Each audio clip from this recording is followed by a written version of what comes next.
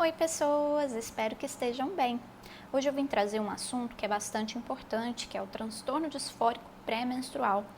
Ele é importante e eu escolhi falar sobre ele porque estima-se que até 5% da população mundial feminina seja acometida por esse transtorno e que mais de 80% das mulheres em algum momento do ciclo pré-menstrual vão sentir algum sintoma, principalmente relacionado ao humor. Lembrando que essa condição ela é cíclica e recorrente, ou seja, ela vem a cada ciclo menstrual, normalmente ali 2 semanas, após ou antes da menstruação, e cessa quando a menstruação termina. Mas além de cíclica, ela é também recorrente, portanto, mensalmente ela vai surgir novamente, ela vai recorrer ao longo dos meses. E quais seriam os fatores que são contribuintes para o surgimento desse transtorno? Então a gente tem que levar em consideração, claro, o fator genético, o fator comportamental, alguns fatores emocionais, como a presença de traumas de infância e predisposição a doenças do humor, como depressão e ansiedade, mas também existem as questões biológicas, que hoje sabe-se que existe um metabólito precursor da progesterona, que é um dos nossos hormônios sexuais, que controla a ansiedade.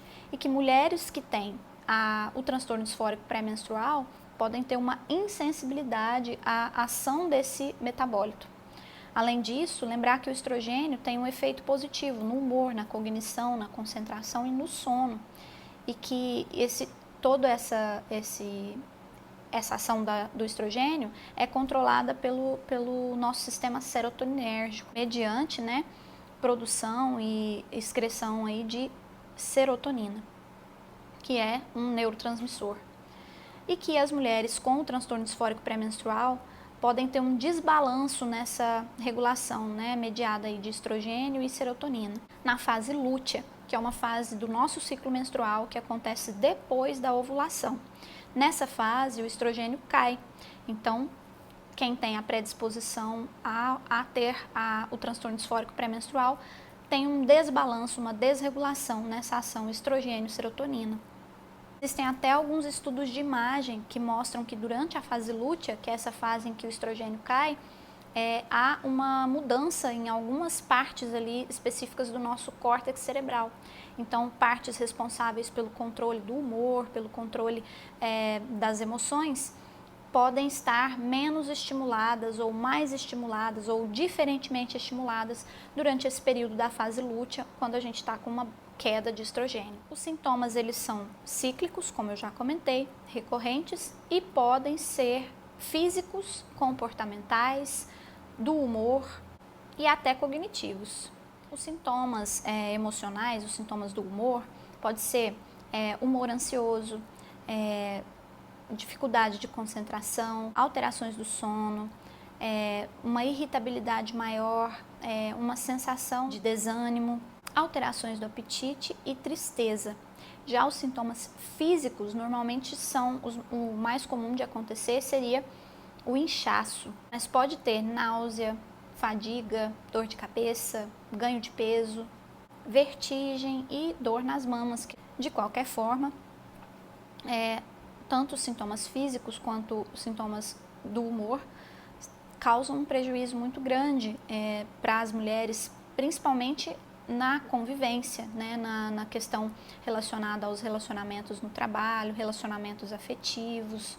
Podem ter prejuízos também no rendimento, no sentido de que há uma dificuldade maior de concentração. E para fazer diagnóstico é importante conversar com um médico, porque são utilizadas ferramentas específicas que trazem os critérios de diagnóstico. Quase nunca há a necessidade de realização de exames de imagem ou laboratoriais, A gente lança mão de exames laboratoriais para fazer diagnóstico diferencial, quando há suspeita de hipotiroidismo ou hipertiroidismo, então para afastar outras causas que estejam levando a essas alterações do humor e essas alterações físicas.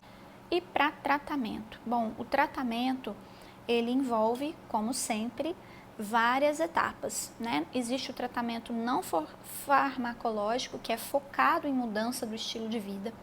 Portanto, realização de atividade física, controle do ganho excessivo de peso, controle da ingesta de álcool e do tabagismo, fazer refeições regulares, ter horas de sono suficientes e diminuir a ingestão de cafeína. De medicações, os antidepressivos normalmente são escolhidos, mas são antidepressivos específicos, nem todo antidepressivo tem uma resposta tão boa para esse tipo de situação. Por exemplo, os benzodiazepínicos devem ser evitados, que são aqueles que eu já comentei com vocês, os de tarja preta.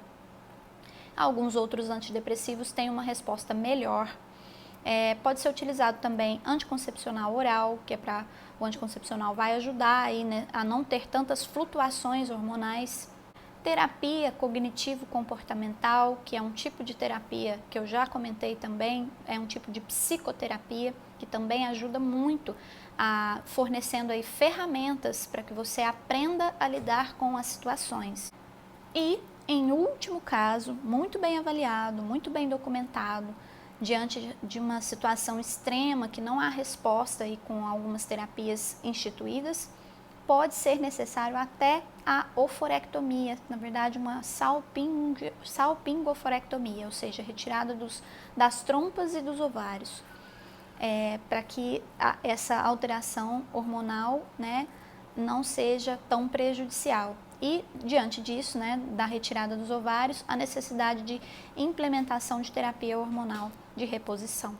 A terapia a ser instituída vai variar conforme a gravidade do seu problema e conforme a sua disposição de adotar também as mudanças sugeridas e adotar aí o bom uso das medicações propostas. Eu sempre reforço isso com vocês, de que nós médicos podemos muito pouco se vocês não assumirem o principal papel de vocês, né, como o agente aí mais importante nessa questão do tratamento, das terapias que nós escolhemos, porque não adianta nada nós termos as melhores terapias, propormos as melhores mudanças, se vocês não serão comprometidos com a execução disso.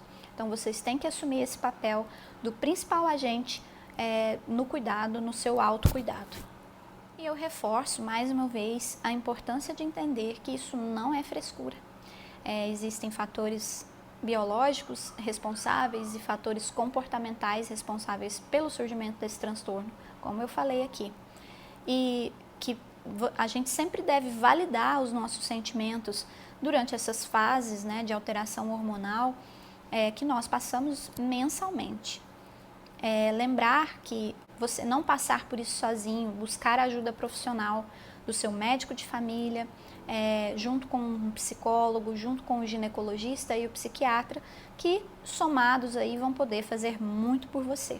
Eu espero que vocês tenham gostado, que vocês curtam, compartilhem e comentem. Um beijo a todos!